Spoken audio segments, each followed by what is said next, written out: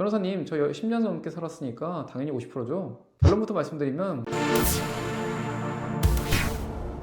안녕하세요. 경기남부법률사무소 김정훈 변호사입니다. 여러분, 혹시 이런 말 들어보셨나요? 급전에 3년, 가성비에 5년, 약속에 10년. 5년 버티면 30%, 10년 버티면 50%. 멀티키서 댓글이나 술자리 카더라 통신 등에서 정말 많이 들리는 이야기죠. 실제로 상담 오시는 많은 분들이 자리에 앉자마자 이렇게 물어보십니다. 변호사님, 저 10년 넘게 살았으니까 당연히 50%죠. 결론부터 말씀드리면 무조건 50%는 아닙니다. 하지만 하기에 따라서 50%에 가까워질 수 있다는 맞습니다. 오늘 이 영상 하나면 인터넷에 떠도는 뜬구름 잡는 이야기 싹 정리해드립니다. 그럼 바로 시작하겠습니다. 자, 먼저 10년이라는 숫자의 비밀부터 풀어보죠. 법전에 10년을 살면 반반 나눠라 이렇게 적혀 있을까요? 당연히 없습니다. 그런데 왜 법원은 10년을 중요하게 볼까요? 이건 마치 카페라떼와 같습니다. 대략 결혼 3년차까지는 에스프레소 그리고 우유가 따로 있는 상태예요. 남편이 가져온 전세금, 아내가 해온 혼수 이게 섞이기 전이라 헤어질 땐 그냥 각자 컵에 따라가면 끝입니다. 기여도 따질 것도 없어요. 그런데 3년을 지나 5년을 지나 10년 정도가 됐다. 이건 이미 다 저어서 완벽하게 섞이는 라떼가 돼버린 겁니다. 남편 월급으로 적금 붓고 아내가 생활비 아껴서 대출 갚고 애들 학원비 내고 이 돈이 누구 주머니에서 나왔는지 그럼 분리하는 게 불가능해지는 거죠. 영어로는 커밍글링 되었다고 합니다. 법원은 대략 3년이 넘어가면 전업주부를 단순한 가사도우미가 아니라 가정이라는 회사의 공동 경영자로 인정하기 시작하고 10년이 지나면 이제 누가 벌었냐의 중요성은 미미하게 됩니다. 그럼 구체적인 숫자를 볼까요? 수많은 판결문을 분석해보면 전업주부의 재산분할 비율은 계단식으로 올라갑니다. 5년 미만은 보통 10에서 30% 사이입니다. 냉정하게 말해서 이때는 가사노동의 축적 효과가 별로 없다고 봅니다. 5년에서 10년 사이는 아이 낳고 키우는 공로가 인정돼서 30에서 40%까지 올라갑니다. 그리고 대망의 10년에서 20년 차, 이때 가장 많이 나오는 판결이 40에서 50% 사이입니다. 그리고 20년이 넘어가면 이건 그냥 경제적 융합이 다 끝난 상태라 거의 대등한 파트너로서 50%를 기준으로 시작합니다. 그런데 여기서 잠깐, 제가 아까 무조건은 없다고 했죠? 10년 살았는데 30% 나오는 경우도 있고 반대로 60% 나오는 경우도 있습니다. 왜 그럴까요? 남편이 돈을 너무 잘 벌거나 아니면 남편이 돈을 너무 잘 까먹거나 아니면 갑자기 누군가가 로또를 맞았거나 상속재산을 받았거나 뭐 이런 특별한 사유 때문입니다.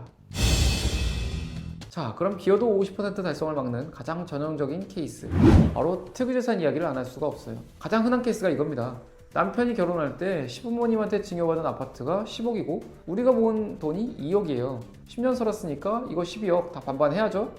죄송하지만 원칙적으로 시댁에서 받은 아파트는 남편의 고유재산이라 분할 대상이 아닙니다. 여기서 억장이 무너지시는 분들이 있죠. 하지만 여기서 포기하면 변호사가 아닙니다. 대법원 판례에는 마법의 주문이 하나 있습니다. 바로 유지 및 감소 방지의 법리입니다. 남편이 그 아파트를 안 팔아먹고 지킬 수 있었던 건 내가 10년 동안 허리띠를 졸라매고 살림해서 생활비를 아꼈기 때문이다. 이 논리가 성립하면 특유재산도 분할 대상에 들어옵니다. 그런데 함정이 있어요. 분할 대상에 들어는 오는데 비율은 깎입니다. 남편이 가져온 10억짜리 아파트에 대해서는 아내의 기여도를 50%가 아니라 한 10에서 30% 정도로 낮게 쳐줍니다. 그래서 전체 재산을 섞어서 계산을 해보면 내 몫이 30%대로 뚝 떨어지는 희석 효과가 나타나는 거죠. 또 하나 생각하셔야 되는 건 자산 규모의 역설입니다. 부부 공동 재산이 5억이면 50%를 인정받기는 쉽습니다. 일반적으로 다 그 정도 규모에서 재산을 나누니까요. 그런데 재산이 50억, 100억이다? 그러면 50% 기여도를 전업주부가 인정받기는 매우 힘듭니다. 법원은 남편의 사업 수완이나 전문직 능력으로 번 돈이지 단순히 내조만으로 그 절반을 기여했다고 보긴 어렵다라고 보거든요. 하지만 여러분 실망하지 마세요. 5억의 50%는 2억 5천이지만 50억의 30%는 15억입니다.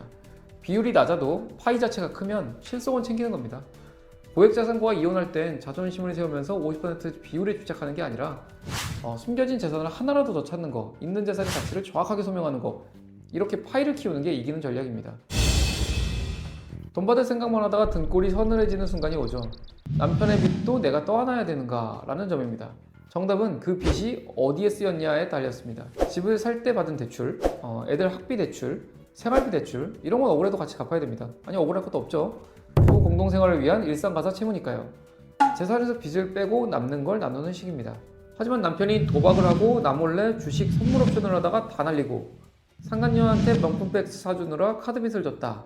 이건 좀 나누기가 싫죠. 법원도 이거를 개인적 일터를 보기 때문에 증거만 있으면 아예 부부의 공동채무에서 제외합니다.